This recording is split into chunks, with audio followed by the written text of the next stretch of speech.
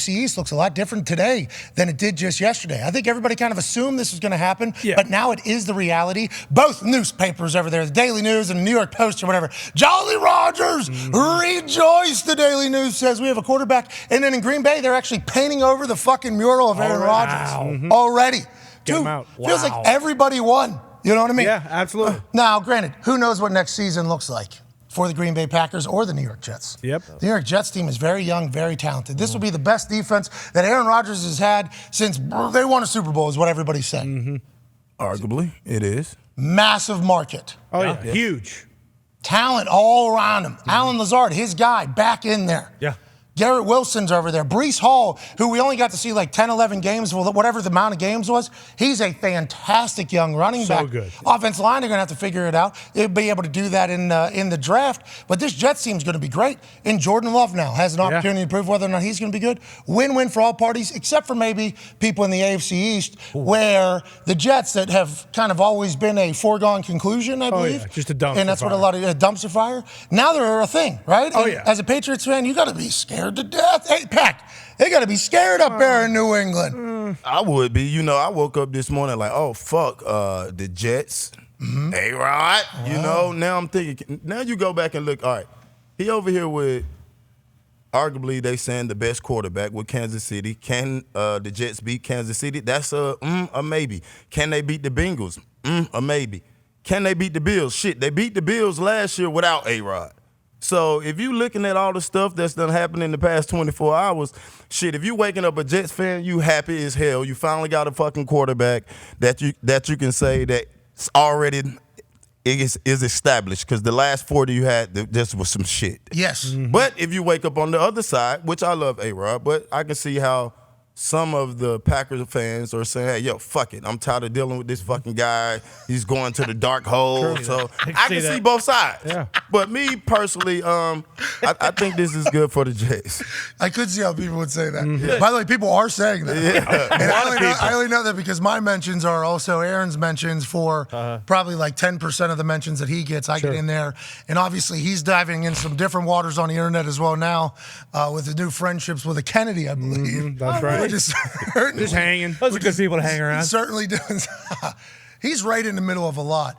But I do see a lot of Packers fans that are pretty much just like them painting over that mural. Yeah. I mean, they kind of move on. 24 hours. Ready for it, ready to move on. I think they're going to maybe regret that whenever there comes a time that Aaron Rodgers would normally do something and maybe Jordan does it. And maybe there isn't a time where Jordan just picks this thing up and is incredible. Looked like Aaron whenever he threw the ball to the Eagles. He can obviously move. Yeah. He's an incredible athlete. He's gotten much better. I think everybody loves him, including Aaron Rodgers. Yeah. So maybe there's no drop-off at all at any situation, and they go win a Super Bowl. That could happen.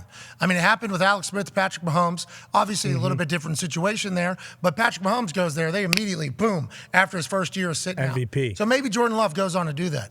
But there's going to come a time where I think you're going to remember that maybe you took a little bit for granted. Absolutely. Yeah. Maybe you took a little bit for granted. And I'm only saying that as an Indianapolis Colts fan. A lot of this shit is going to come back to hit Big Brian. Pop! Pew, pew, pew, pew. You're talking about Guti? Yeah, he passed on fucking T. Hig. Just imagine if T. Hig would have been with the Packers doing that little run they would have had.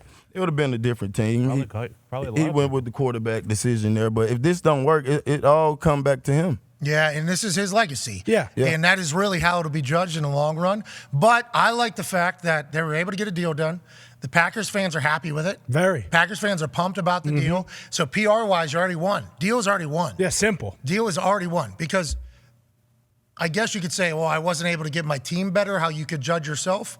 But if your fan base is like, good deal. Happy, yeah, exactly. That's a winning trade, I think, in the NFL. I think that would be considered a winning trade because you don't have anybody on your ass. Now, there's going to be Michael Lombardi's going to join us in the next hour. He's been a part of these types of trades. I'll be excited to hear his thoughts on how we think, how he thought we got here. Feels like it was a great deal by Gutekunst done, though, honestly, because his fans are happy with it. Yes. And I think that's mission. Right now. Well, right now is the only thing that matters. Yeah. Here's how. Right now is the only thing that matters. And I don't know if they did this purposely PR-wise or the Jets did this for them PR-wise or someone did it for them PR-wise, because there was a point there in the couple weeks ago where there was no chance in Packers fans' brains that they were getting a first-round pick. Well, I think I might help too. Yeah, you probably because I thought there was no chance. Honestly, I thought it was going to be tough because the leverage, because they had spoken so publicly about getting rid of it, like we do not want to do this anymore. Yeah, and they had 2 twos. If everything we want to happen doesn't happen, then we'll see Aaron on our team. Exactly. That was said publicly before anything else, before any of the other conversations that took place. That was said by the Green Bay Packers. Every other general manager hears that. Okay, you are in a situation where we like to go fucked because the general manager drafted a quarterback, caused a big uproar, haven't been able to see if he can play. If he doesn't get to play this year, he's going to be gone. You're never going to know if he was a guy or not. This whole situation, you traded into the first round, pissed off everybody, and now you're not going to be able to find out if that guy played. Plus, the president of your team, who acts as the owner of the team, is saying if everything we want to happen doesn't happen, you guys have zero leverage. I thought. Gundogan's worked it. It was a shit show. But yeah, he did unbelievable. Gundogan's worked it. That's a really good deal, I think, publicly. Yeah, absolutely. And, maybe he does go on and draft a bunch of great players. But to Pac-Man's point about like drafting T. Higgins, even going back shorter than that, if he just didn't say a fucking thing when Aaron went into the darkness and decided like, hey, I'm just going to hands off, let it go. And then maybe when he comes out, he'll retire. Or maybe, he'll come out and want to play one more year for us. But yeah, if you're a Jets fan, there's no way that you can look at this and say, we screwed this up. They got Aaron Rodgers. They do have a 5th round and a 5th round pick, and they still have a 1st round pick in the top 15. But like, they are an unbelievable squad as a whole. And Pac-Man mentioned they beat the Bills 2017, but without a doubt, this is the best division Rodgers has ever been in. They've never had. They've had one team with the Bears when he first came in, and then the Vikings for a little, maybe. But this is by far the most competitive division that he'll play in. And then the AFC West, they're pretty good, but I'm not saying that as in temper your expectations. For the Jets, it's Super Bowl or bust now. Absolutely. Now there is anything less than a Super Bowl for them will be a disappointment, whereas the Packers, although, they kind of can temper expectations, they do have to decide on a 5th-year option by the end of next week. Yeah, they're definitely going to pick that up. Have to. What a move by Woody, though. Go down to the dark hole with Aaron and figure this shit out. Oh, my God. He said it was going to happen, though. He said it was going to happen. Hey, I like this as if I'm a Jets fan, I think this is just like when the Dolphins went on last year. Bingo. So the Dolphins were being blamed for trying to lose. Yep. Like, that's not a good thing for a fan base to hear. Oh, the team that we invest our fucking time into, our energy, our emotions into, now it's being alleged, which we don't know whatever came of that.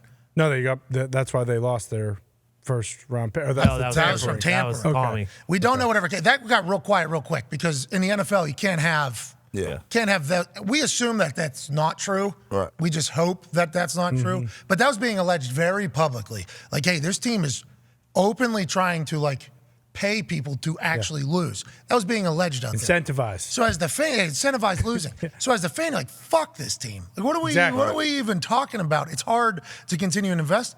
And then they spend all that money on Tyreek Hill. They bring in a new head coach. Armstead. They trade for people. They bring in it's almost like they get back on the other side. It's like, I'm sorry, okay, we were thinking about the future. Don't want to offend you. Let's get real good real quick. All in. It's almost like the Jets, they realize what they have right now. Yeah. We got a great young class.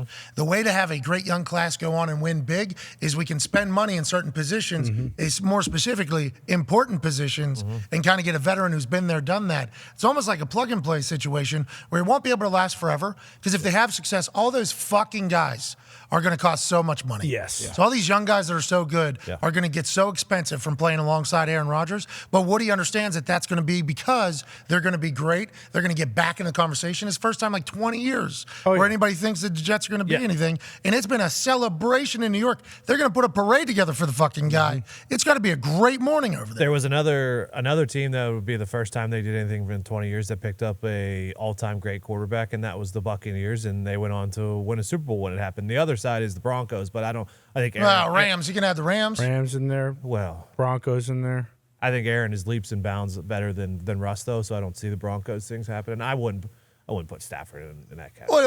What do we even bring up the Broncos for? That was people last year when Russ got traded. They were like, fucking Super Bowl. Yeah, Peyton 2.0. Well, remember, because Aaron was going to go to the Broncos a couple years back. All they needed was quarterback. They'd win a Super Bowl. So then they got a brand new head coach and a brand new quarterback. Didn't work out. That head coach now, see you, the offense coordinator, with Aaron. It's a gold zone. For the New York Jets, it is the gold zone. They love gold. Alan Lazard's over there, young guys. They have to be successful. Oh, yeah. On the offensive side of the ball, right? If you look at them, if you look at the running back, you put a check by it. Brees is a really good running back. Unbelievable. I'm talking about top in the league. Yep. If you go and look what they did on the offensive side of the ball with the wide receivers that they just brought in, that make them a top group. They got 3 of the top receivers. I would say, Barkley, Jimmy. Oh shit, wrong paper. Sorry guys. It's Garrett. Garrett Wilson. Garrett Wilson. Alan Lazard. Hardman. They still have Corey Davis, too. And still have Corey Davis. So if you look at the wide receivers, they got 3 good wide receivers that can match up. You got to have 3 good receivers in this league. So I think they're there. And the defense, they was top 10, top 5 defense last year. So they know. Does Aaron know the offense already? We assume he does. I mean, both Is Nathaniel LaFleur's. Hackett's offense? Yeah, is the other LaFleur He already still had there, him. or- No, Fleur's gone. he Fired him. Okay. Brought in Hackett. But he's already done Hackett's offense, right? Yeah. If we're just assuming Hackett's offense is the same as when LaFleur was running the offense in Green Bay and he was running the red zone, also known as the gold zone. Who knows how much he's changed? Shouldn't be much because whatever he did change to take to Denver, it did not work. Yeah. I thought we already knew once he got that job that Aaron was coming. Like that was the talk around. So we actually asked Aaron. We said, would any coaching hire sway you to go anywhere? Because didn't just want to say, hey, the Jets hired Nathaniel Hackett. So are you going, or? But he answered it and even brought up Nathaniel Hackett and talked about how much he cared about him, how much he appreciated him. But he didn't think that was the decision or a factor in where or what his future looked like. It's crazy because he went into that dark hole. 90% retired, 10% coming back. Exactly. And the reason why he was 90% retired, 10% coming back is because a year prior to that, whenever he was thinking about how the season was going to go, they were going to win a Super Bowl, then he was going to go into the darkness, and he was going to ride off into the sunset. That was going to be his plan. He told us this. Yeah, the darkness sunset. He was going to win the Super Bowl, darkness, sunset. Boom. The Cowboy has hung his hat on an NFL run. Good run. That was the plan. Yep. Yeah. Then they don't.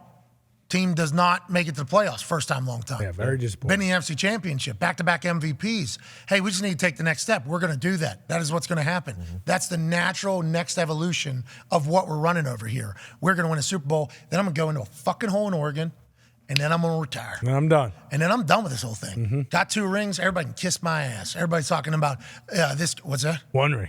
No. Well, no. Oh, if they won. Yeah, Excuse got me. 2 rings, Yep. got 4 MVPs, maybe 5 because I'm going to win another one. My resume is legit. Yeah. I did what I did. We win a Super Bowl. I go off on a high knowing I could still play if I ever wanted to.